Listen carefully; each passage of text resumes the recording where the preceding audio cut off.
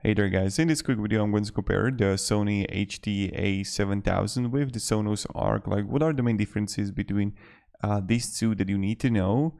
Now, the first thing and primary thing is that, like, when I was even researching this, everybody's like, you know, Sonos is better than Sony. No, Sony is better than Sonos. So it really depends on the preference. But I'm just going to talk about a little bit of the specs for you. So the really important thing is that Sonos has no HDMI inputs. It got the eARC, but I know that some TVs have only ARC support and not eARC. So this is something that you want to check if you have TV, what kind of HDMI it supports. This is like really important. Now,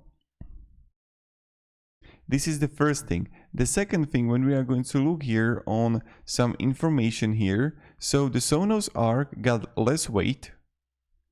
Then amplifier is digital amplifier. He's 11 class D digital amplifier.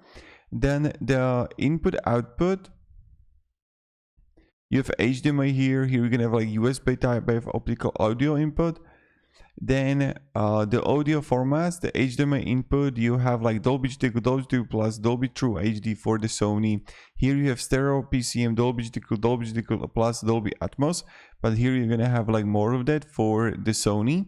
And now when we're gonna look here even further, what I can compare, what I found some information for you.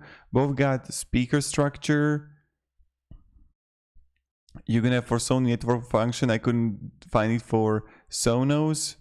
And you have additional features for both, like 360 partial sound.